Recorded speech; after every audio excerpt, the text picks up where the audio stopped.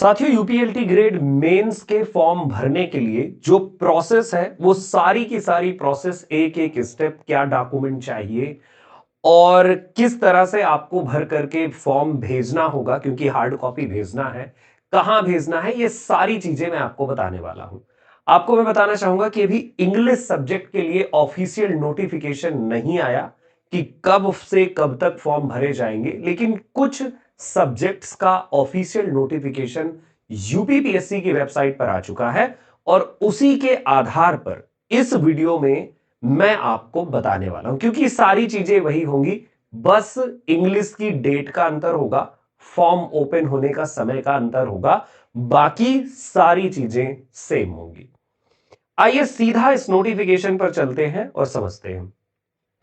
ये उत्तर प्रदेश लोक सेवा आयोग प्रयागराज की तरफ से 24 फरवरी को जो है ये नोटिफिकेशन जारी किया गया और इस जारी किए गए नोटिफिकेशन में कुछ महत्वपूर्ण बातें सामने आती हैं।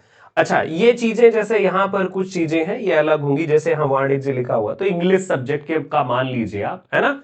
और कब से प्रारंभ शुरू होगा तो यहां पर एक अलग डेट आ जाएगी, क्योंकि अभी इंग्लिश का आया नहीं है तो इंग्लिश की अलग डेट आएगी, या जिस सब्जेक्ट में आप भर रहे हो उस सब्जेक्ट की बेसिक जरूरतें क्या हैं उस पर हम लोग बात करते हैं।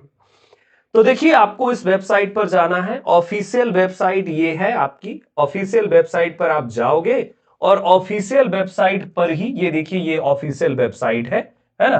ऑफिशियल वेबसाइट अभी ओपन नहीं हो रही है कंप्लीटली, लेकिन इस ऑफिशियल वेबसाइट पर आपको जाना है। ऑफिशियल वेबसाइट पर जाने के बाद फिर क्या करना है, तो ये जो वेबसाइट है इसके होम पेज पर आप जाएंगे और fill online details for advertisement number assistant teacher ऐसा करके लिखा होगा, मेल फीमेल मेंस के लिए। इस पर आपको क्लिक कर देना है, इस ऑफिशियल वेबसाइट पर जाकर के। ये ऑफिशियल वेबसाइट है, यहां पर आप जाओगे, फिर इस पर क्लिक करना है। यहां पर आपको नजर आएगा क्लिक हेयर टू ऑथेंटिकेट, तो फिर इस पर क्लिक करना है। इसके बाद आपको क्लिक करने के बाद ओटीआर नंबर डालना है, पासवर्ड ओटीपी के माध्यम से आप ऑथेंटिकेट करोगे और ऑथेंटिकेट की प्रक्रिया जब पूरी हो जाएगी तो यहां पर आपका एप्लीकेंट डैशबोर्ड नजर आएगा, यानी आपका डैशबोर्ड नजर आएगा, ठीक है, जहां पर आप लॉगिन हो चुके होंगे। अच्छा, अब यहां पर आपको चेक लेटेस्ट स्टेटस पर क्लिक करना है। यहां नजर आएगा आपको चेक लेटेस्ट स्टेटस। क्लिक करने के बाद प्रोसीड फॉर फी डिपोजिशन, यानी कि फी पेमेंट पर प्रोसीड करना है। फी पेमेंट करना है आपको, और फी पेमेंट आप एसबीआई के थ्रू या फिर अलग अलग जो है मीडियम है, यहां पर यूपीआई के थ्रू भी आप पेमेंट कर सकते हैं, यूपीआई के थ्रू भी। तो अलग अलग पेमेंट के ऑप्शन, डेबिट, क्रेडिट और नेट बैंकिंग से भी आप पेमेंट कर सकते हैं। अलग अलग आपके लिए जो है माध्यम अवेलेबल है पेमेंट को लेकर के। अब इसके बाद बात आती है कि भाई आपने ये तो पे कर दिया, ये तो हुई आपकी जो मेंस की आप फी पे कर रहे हो। मेंस परीक्षा के लिए ये उन्हीं के लिए है जो प्री क्वालिफाई कर चुके हैं, ये बात आपको पता है। अब ये जो है यहां पर आपको सारी चीजें बड़े अच्छे से पढ़ लेनी है, जो भी दिशा निर्देश आपको स्क्रीन पर नजर आते हैं। सेव पर क्लिक करेंगे और सेव करने के बाद जो है आपको अलग अलग जो जो भी आपके, मतलब देखो, तब ये सारी प्रक्रियाएं करेंगे जब आप पूरी संतुष्टि के साथ सारे हर तरह के डॉक्यूमेंट अपलोड कर दें। सभी अभ्यर्थी निर्देशों एवं प्रक्रिया का भलीभांति अध्ययन करने के उपरांत उसका पालन करते हुए प्रत्येक स्तर पर ऑनलाइन सूचनाएं भरकर एवं पूर्ण संतुष्ट होकर सेव कर ले। साथ ही दिए गए फॉर्मेट पर अभ्यर्थियों को समस्त संलग्नकों यथा प्रत्येक वर्ष की अंक तालिका, यानी कि हर एक साल की मार्कशीट, है ना, जो आपके हर एक साल की है, जो भी आपको डिग्री मिली है या किसी भी तरीके का आपने दावा किया है कि आप ओबीसी हैं, ईडब्ल्यूएस हैं, एससी हैं, एसटी हैं, तो उससे संबंधित जो भी प्रमाण पत्र हैं उनके पीडीएफ फाइल जिसका साइज 2 MB तक हो, इससे ज्यादा ना हो, अपलोड करना अनिवार्य है। क्योंकि जो आप यहां पर अपलोड करेंगे उसी के आधार पर आगे का सिलेक्शन होगा, यानी प्रक्रिया होगी, ठीक है। यस, तो सभी जो जरूरी सूचनाएं हैं वो आपको फिल करनी है। यहां पर डेट हर एक विषय की अलग अलग रहेगी, ये जान लीजिए। और हो सकता है कि कई विषयों की एक ही डेट हो, ठीक है। तो सभी बहुत ही सावधानी पूर्वक भरना है, उसके बाद सबमिट करना है। अब जो आपने पूरा फॉर्म भर दिया, सारे जो है डॉक्यूमेंट्स अपलोड कर दिए, अभी डॉक्यूमेंट्स की लिस्ट भी आगे आपको मिलने वाली है, तो फिर आपको ऑनलाइन सबमिट करना है और सबमिट करने के बाद उसका प्रिंट लेना होगा। प्रिंट कर लेना है आपको, मुद्रित मतलब प्रिंट कर ले। और फिर इसके बाद जो है, अगर मान लीजिए, वैसे तो पहली ही दफा में, पहली ही बार में आपको सब चेक कर लेना चाहिए कि किसी भी तरह की कोई गलती ना हो, लेकिन अगर भूलवश कोई गलती रह जाती है तो एक बार आपको संशोधन करने का मौका भी मिलता है। तो एक बार आप एडिट भी कर सकते हैं आयोग की वेबसाइट के थ्रू ही। यहां पर ही क्लिक हेयर टू मॉडिफाई आपको ऑप्शन नजर आएगा, तो click here to modify click करके इस वाले ऑप्शन पर आप उसे एक बार मॉडिफाई कर सकते हैं। अगर आप कैफे वगैरह जाते हैं तो ऑलरेडी उनके पास ये सब नॉलेज रहता है, तो वहां से आप करवा सकते हैं। सेल्फ करते हैं तो उसके लिए ये इंस्ट्रक्शन है।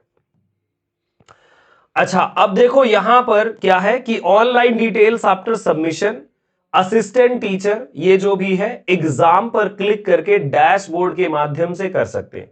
उपरोक्त प्रक्रिया, ये डेट वगैरह दी है आपको। देखो और जो डॉक्यूमेंट है जैसे जाति प्रमाण पत्र, कास्ट सर्टिफिकेट, ईडब्ल्यूएस का प्रमाण पत्र कि आप आर्थिक रूप से कमजोर हैं, स्वतंत्रता संग्राम सेनानी आश्रित, है ना, प्रमाण पत्र, दिव्यांगता अगर किसी तरीके की है तो सभी तरह के प्रमाण पत्र भी आपको यहां पर अपलोड करने होंगे। वहां सारे कॉलम आपको नजर आएंगे जब आप ओपन कर लेंगे, ठीक है।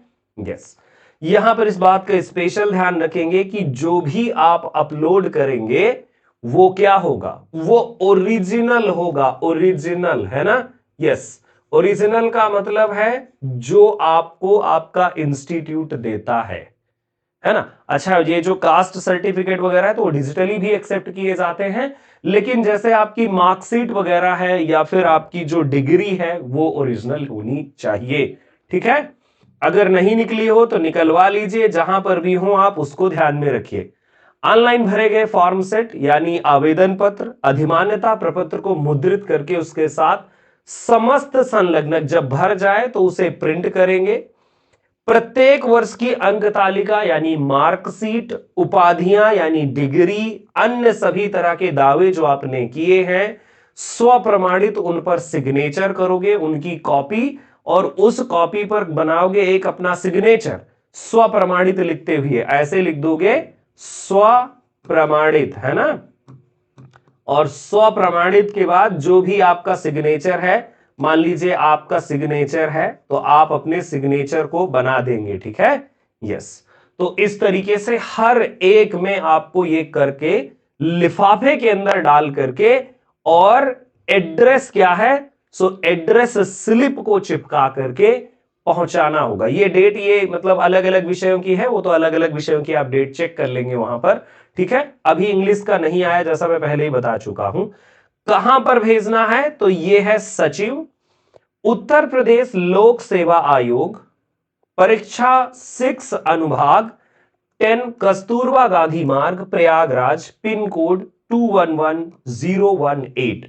यहां पर आपको स्पीड पोस्ट के थ्रू भेज देना है, या फिर आप स्वयं व्यक्तिगत रूप से आयोग के गेट नंबर 3 पर स्थित डाक अनुभाग के काउंटर, पूछताछ काउंटर पर अवश्य उपलब्ध करा दे।